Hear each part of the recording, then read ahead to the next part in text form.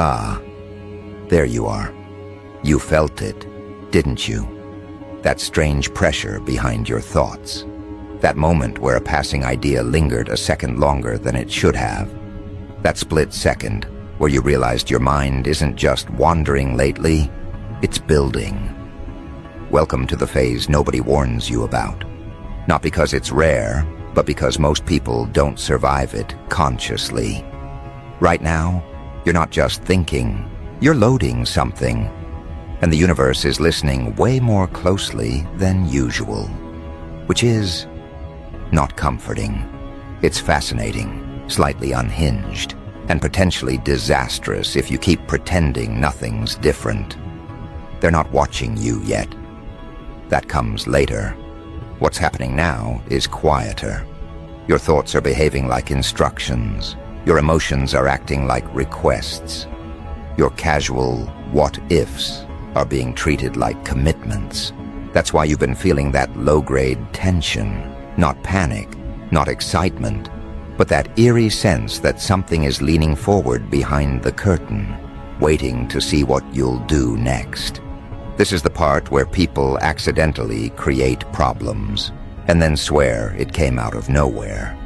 This is also the part where others stumble into breakthroughs and claim they just got lucky. Neither group is telling the full story. Let me ask you something uncomfortable. What have you been mentally rehearsing lately?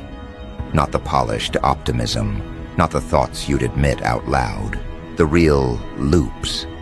The ones you replay when you're tired, distracted, or alone. Because right now, those loops aren't harmless. They're fertile. They're gaining momentum. They're testing how much reality is willing to bend to accommodate them. And if you're not paying attention, you'll wake up surrounded by circumstances that look suspiciously like your inner world decided to externalize itself overnight. This is why you need to be careful. Not afraid.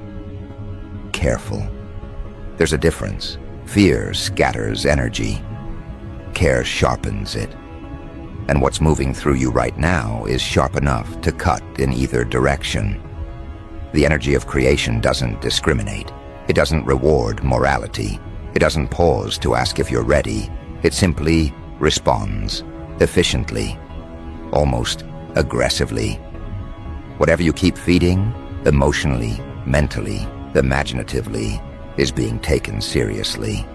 You might already be noticing the speed, how things are responding faster than they used to, how conversations feel loaded, how certain ideas refuse to stay hypothetical. You think about someone and they reach out. You imagine an outcome and the pieces start rearranging themselves without consulting you. You feel irritation and suddenly obstacles appear as if summoned. You feel curiosity and suddenly information finds you. It's subtle enough to dismiss, but persistent enough to feel intentional. That's the danger. And the opportunity. Most people think creation only happens when they're trying to make something happen. When they're visualizing intensely or setting intentions like they're filing paperwork with the cosmos. That's not what this phase is about. This is background creation, passive creation. The stuff that happens while you're telling yourself nothing is happening. The stray thoughts, the emotional residue, the stories you keep telling yourself about how things usually go. That's the raw material being processed right now. No ceremony required. And here's the part that usually irritates people when they finally see it. You don't get to opt out. You can only participate consciously or unconsciously. Either way, the process continues. Ignoring it doesn't stop it. It just hands the steering wheel to whatever habit has the strongest grip on your attention. And habits are lazy.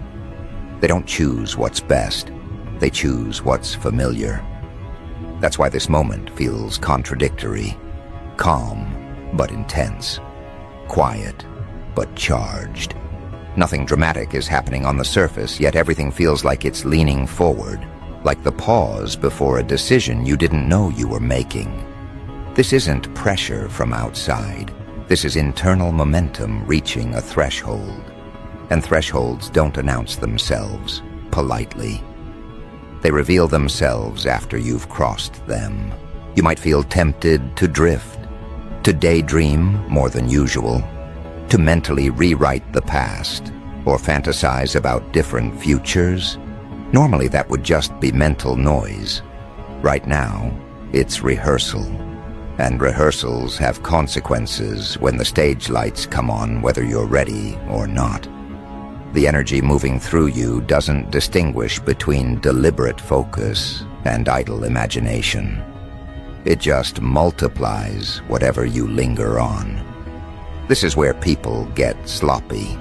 They assume that because they're not doing anything, nothing is being built. They underestimate how powerful repetition is when conditions are right. They underestimate how quickly an idea can turn into a pattern when the environment is cooperative. And right now, the environment is extremely cooperative. You might also notice people around you acting off, responding to you differently, misreading you, overreacting, projecting. That's not random. When your internal state shifts, even subtly, it changes how others orient themselves around you.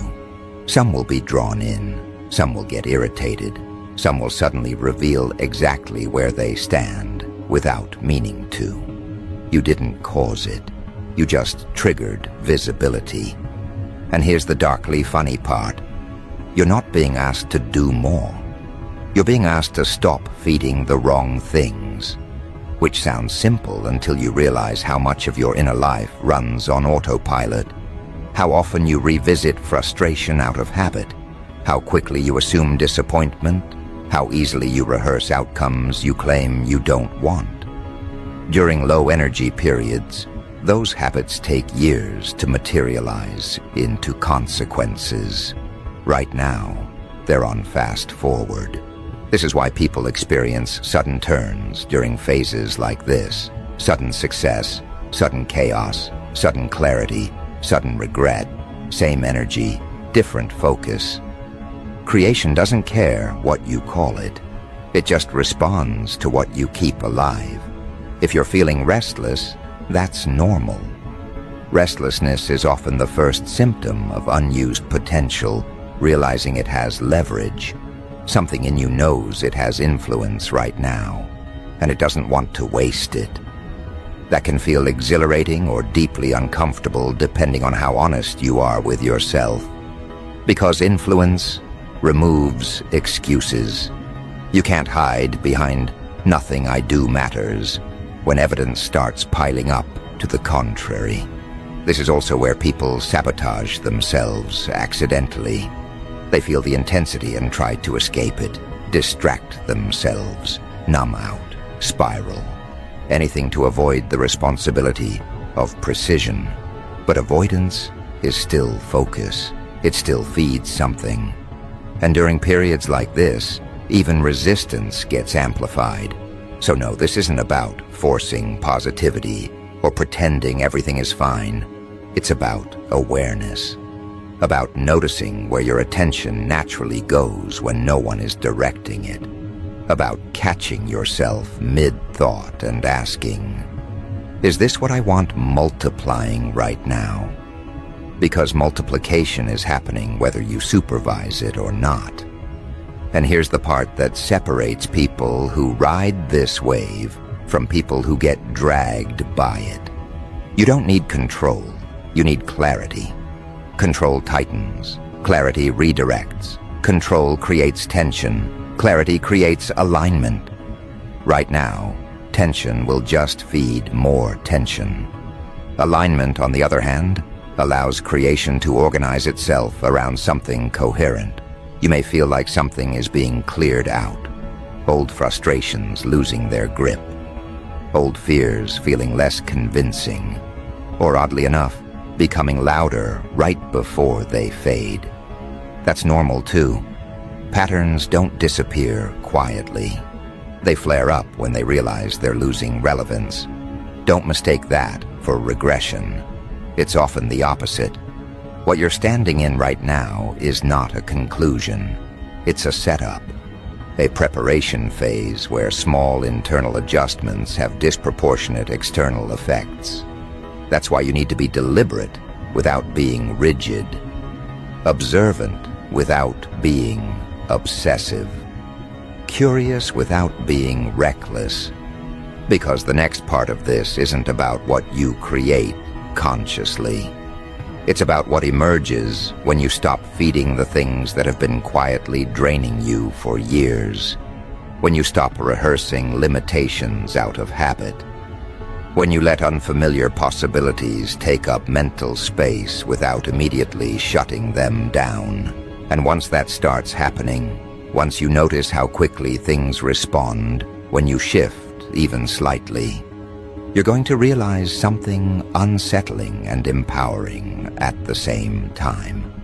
This intensity isn't random. It didn't show up to punish you or reward you. It showed up because you're finally capable of handling consequences faster than before. Most people never reach this phase because consequences terrify them. Not the obvious ones, but the subtle ones. The ones that arrive without drama and still change everything. You're different, not because you're fearless, but because you're tired of pretending that nothing you think, feel, or choose really matters. Right now, it matters more than usual. And that realization alone already separates you from most people moving through the world half asleep. What's happening now is refinement. The excess is starting to burn off. Not explosively, methodically. Old emotional habits are losing efficiency. Old coping mechanisms aren't delivering the same comfort. Old narratives feel heavier than they used to. That's not loss. That's incompatibility. You're outgrowing patterns that only existed to help you survive versions of yourself you no longer occupy. This is why some things are starting to irritate you more than they should. Conversations that once felt harmless now feel draining. Environments that once felt neutral now feel loud. People who thrived on your availability are sensing a shift they can't quite name. You're not pulling away intentionally. Your energy is just reallocating. And reallocation always exposes dependencies. Here's the part people rarely acknowledge. When creation energy spikes, it doesn't just build new things. It reveals inefficiencies. It highlights leaks. It shines an unflattering light on where your attention has been going without a return. And once you see those leaks, you can't unsee them. You start noticing how often you give without replenishment. How often you entertain thoughts that never lead anywhere useful. How often you keep doors open out of politeness long after the air stopped circulating. This is not the moment to romanticize struggle. Struggle is not noble here. It's wasteful. Right now, effort without direction just feeds exhaustion faster. Precision matters more than intensity. Awareness matters more than ambition. You don't need to push harder. You need to stop bleeding energy into places that no longer deserve access. And yes, this is where things get uncomfortable. Because some of what you've been feeding isn't external. It's internal loyalty. Loyalty to outdated self-images. Loyalty to stories where you're always the one adapting. Loyalty to versions of yourself that learned to stay small to stay safe. That loyalty once served a purpose. It kept you functional. It kept you moving. But right now, it's costing you momentum. Momentum is the key word here. You're not starting from zero. You're carrying speed. That's why even small internal adjustments are producing noticeable effects. That's why half decisions are suddenly showing consequences. That's why hesitation feels heavier than action. When momentum is present, direction becomes everything. You may notice that certain desires feel sharper now. Less negotiable, less theoretical. You don't just want change, you want alignment. You want coherence between what you think, what you feel, and what you tolerate. And tolerance is the silent architect of outcomes. What you allow repeatedly becomes structure. What you excuse becomes expectation. What you delay addressing eventually demands attention at inconvenient times. This phase is ruthless in a quiet way. It doesn't attack you, it exposes you. It shows you where your words and your inner behavior don't match. And the exposure isn't public, it's internal. You feel it as restlessness, as irritation, as a sense that something is off even when everything looks fine on paper. Pay attention to that feeling. It's not dissatisfaction, it's calibration. Something in you is adjusting its standards. And once standards rise internally, reality has no choice but to respond eventually. The timing is unpredictable. The direction is not. You might also find that opportunities feel different now. Less shiny, more weighted. You're not drawn to everything that promises growth. You're drawn to what feels clean, what feels precise, what doesn't require you to abandon yourself to participate. That's discernment sharpening. And sharpening tools can cut you if you're careless. This is why you need to slow your reactions without slowing your awareness. Snap reactions right now can lock in paths you didn't intend to walk long term. Pauses are powerful here, not avoidance. Pauses, the kind that let you feel whether something expands you or just stimulates you temporarily. Temporary stimulation is seductive during high creation phases. It feels like progress. It feels like movement. But stimulation without alignment burns energy fast and leaves very little behind. Alignment, on the other hand, feels almost boring at first. Calm, clear, undramatic, until you realize how much ground it covers quietly. You may be tempted to test this energy, to poke at it, to see how far it goes. That's natural. Curiosity is part of the process. Just understand that experimentation carries more weight right now. Small experiments can snowball quickly, which is exciting and inconvenient, sometimes simultaneously. Notice how your internal dialogue is changing, not louder, sharper. You're catching yourself sooner, interrupting old spirals mid-sentence, questioning assumptions you used to accept automatically. That's not self-doubt, that's self-audit. And audits are how inefficiencies get eliminated. This is also why sleep, dreams, and idle moments may feel more vivid. When conscious distractions quiet down, background processing takes the lead. Insights arrive sideways. Solutions show up without formal invitations. Don't dismiss them because they didn't arrive through effort. Effort is not the only currency here. The mistake people make in phases like this is trying to define everything too quickly. Labeling, categorizing, explaining. That urge to box things in is a control reflex. Control reduces uncertainty, but it also reduces potential. Right now, potential thrives in space, in allowing things to develop without immediately forcing meaning onto them. You don't need to understand everything that's happening to cooperate with it. You just need to notice what feels draining versus what feels stabilizing. Notice what requires you to shrink versus what allows you to stay intact. Notice what you feel compelled to chase versus what seems to meet you halfway. That distinction matters now more than ever, because chasing creates friction, meeting creates flow. And flow during periods like this compounds faster than effort ever could. You may feel like certain doors are closing without discussion. That's not punishment, that's filtration. When your internal state shifts, anything incompatible naturally loses access, sometimes quietly, sometimes abruptly. Either way, the result is the same: less noise, more signal. And with more signal comes responsibility. Not responsibility in the heavy sense. Responsibility in the sense of authorship. You're beginning to realize that you're not just reacting anymore. You're shaping, even when you're not trying to. Especially when you're not trying to.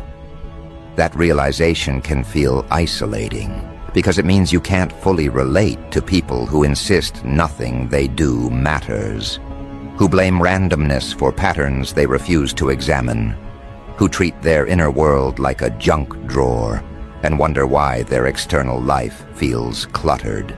You don't need to confront them. You don't need to explain yourself. Explanation dissipates energy here. Presence does more. Your shifts will speak for themselves, and not everyone will like what they hear. This is where discernment becomes protection, not walls, filters. You're learning where to place your attention so it multiplies something useful instead of something familiar. That learning curve is steep, but it's temporary. Once the calibration stabilizes, things feel simpler, cleaner, less effortful. But before that happens, there's a narrowing, a period where options feel fewer but more meaningful, where distractions lose their appeal, where you start choosing depth over breadth without consciously deciding to. That narrowing is not contraction, it's focus. And focus, right now, is the difference between accidentally recreating old cycles and allowing something entirely different to take shape. You may notice that your patience is changing, not thinning, clarifying. You're less willing to explain yourself, less interested in justifying boundaries, less motivated to keep things afloat that require constant emotional maintenance. That's not coldness, that's efficiency. And efficiency is a natural side effect of heightened creation energy. Waste becomes intolerable when output accelerates. This is also where guilt tries to sneak in, wearing familiar disguises. The urge to soften your standards so others don't feel uncomfortable. The temptation to second-guess clarity because it might inconvenience someone else. Watch that impulse carefully. Right now, guilt is often just misdirected loyalty. Loyalty to older versions of relationships that were built around your availability rather than your alignment. Notice how some people respond when you stop overextending. Some will respect it instantly. Others will push. Others will suddenly become dramatic, confused, or distant. None of those reactions require your correction. They're information, clean, unfiltered data about who was benefiting from your diffusion versus who can meet you at your current level of focus. This narrowing also applies internally. Certain thought patterns don't survive scrutiny anymore. You catch exaggerations faster. You question emotional assumptions sooner. You're less willing to spiral just because a thought is loud. That doesn't mean emotions disappear. It means they stop running the entire operation unchecked. And here's something most people misunderstand. Focus doesn't make life rigid. It makes it responsive. When your attention isn't fragmented, you can adapt faster. You can pivot without panic.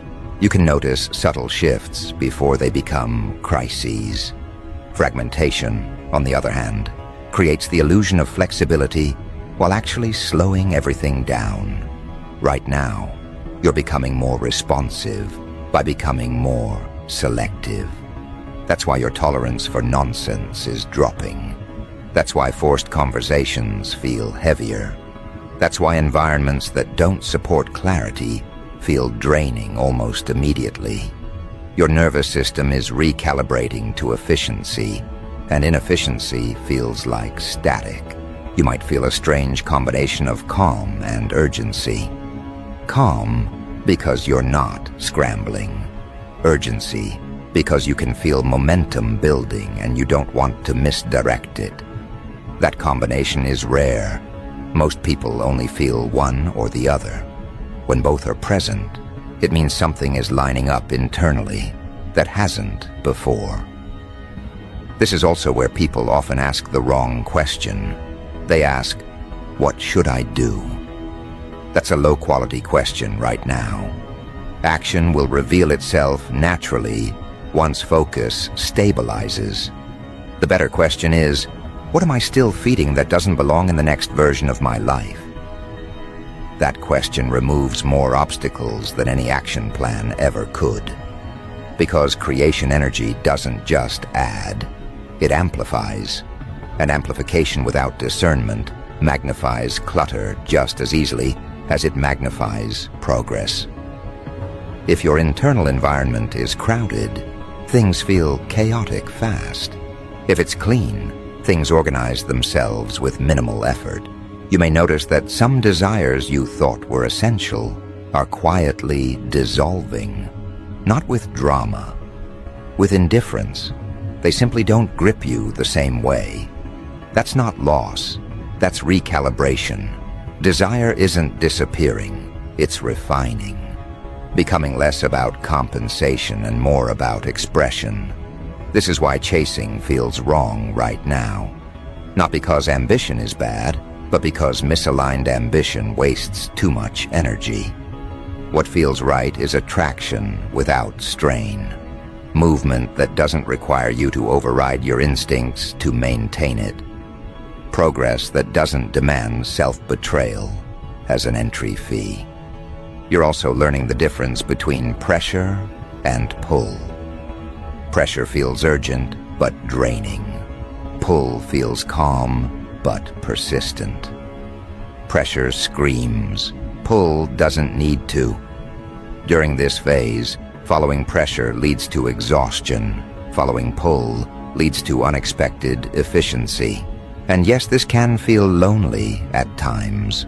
Not because you're isolated, but because fewer things resonate deeply. Surface-level engagement loses its grip. You're not interested in being everywhere. You're interested in being effective. That shift alone changes your entire relationship with time. Time starts behaving differently when focus sharpens. Hours stretch or compress, depending on alignment. Tasks that used to feel heavy move faster. Things that once filled your day lose their hold. You're not managing time anymore. You're allocating attention, and attention is the real currency here. Be mindful of what you consume during this period. Not just media, but conversations, environments, emotional exchanges. Consumption is creation's quiet partner. What you take in influences what you produce, even if you don't notice it consciously. Right now, influence travels fast. You don't need to eliminate everything. Extremes create backlash. What matters is awareness. Noticing how you feel after interactions. Noticing whether something stabilizes you or scatters you. That feedback is reliable right now. Trust it. You may also find yourself less interested in explaining your internal process to others. That's wise. Some things need time to solidify before they can be articulated. Premature explanation diffuses energy. Let your changes become undeniable before they become discussable. This narrowing phase doesn't last forever. It's transitional. It's the compression before expansion takes a new shape. Think of it as a period where loose ends are being quietly removed, so momentum can move cleanly forward. It feels restrictive only if you're still attached to noise. Once focus stabilizes, creation becomes less volatile and more intentional. But you're not there yet. You're in the calibration window, where attention is powerful but still sensitive, where habits are being rewritten, where small choices carry disproportionate weight. This is why awareness matters more than confidence right now. Confidence without awareness becomes reckless. Awareness without confidence becomes hesitation. You're learning to balance both, to act without rushing, to pause without stalling, to choose without second-guessing. And here's the part that doesn't get talked about enough. When creation energy is this strong, the environment starts responding before you feel ready. Opportunities appear that test your clarity. Distractions present themselves as rewards.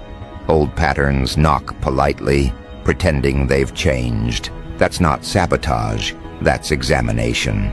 Examinations aren't meant to trick you. They reveal what you've actually internalized versus what you've just intellectually understood. And right now, your responses matter more than your intentions. So if things feel a little stripped down, a little quieter, a little more focused than usual, that's not a warning sign. That's preparation. Something is consolidating. Something is organizing itself around the version of you that's emerging instead of the one that was convenient to keep around. And once that consolidation completes, once focus locks in fully, the pace changes again. The responsiveness increases, the feedback loop tightens, and that's when creation stops feeling abstract and starts feeling undeniable. This is the moment people usually misinterpret. They assume the intensity means they should rush, that they should hurry up and make something happen before the window closes. That instinct is understandable. It's also the fastest way to misfire. High creation energy doesn't reward speed. It rewards accuracy. It responds to precision, not panic. The reason you're being asked to be careful right now is not because danger is approaching, but because your influence has increased. When influence increases, mistakes carry more weight. Not dramatic mistakes, subtle ones. The kind that don't look like errors until you're living inside their consequences.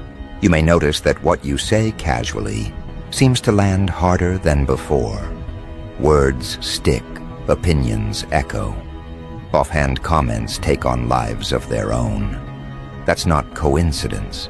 That's leverage showing itself. Your presence is carrying more signal than noise, which means everything you put out has more traction. This is not the time to speak carelessly or entertain thoughts just because they're familiar. Familiarity does not equal truth, and right now, truth organizes reality faster than comfort ever could. There's also something else happening beneath the surface. You're becoming more aware of your internal timing. When to move, when to pause, when to wait without stagnating. That sense doesn't come from logic. It comes from alignment between thought, emotion, and instinct. When those three stop fighting each other, decisions become cleaner. You don't need elaborate justifications. You don't need consensus. You feel the click when something is right, and the drag when it isn't. This is why things are about to get super interesting. Not because chaos is coming, but because clarity is. And clarity has a way of rearranging everything that relied on confusion to survive. Relationships built on imbalance feel awkward. Goals built on compensation feel hollow.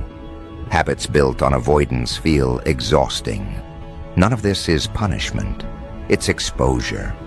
And exposure is uncomfortable only if you insist on holding on to what's being outgrown. You might feel moments of sudden certainty followed by moments of doubt. That oscillation is normal. It's not regression. It's calibration. Think of it as your internal compass adjusting to a stronger magnetic field. The needle wobbles before it settles. If you try to force it, you slow the process. If you observe it, it stabilizes faster. Right now, observation is power. Watching your reactions, watching what triggers urgency, watching what creates calm. Those observations are not passive, they're active data collection. And data, when interpreted honestly, prevents unnecessary detours. You don't need to fix everything. You need to notice everything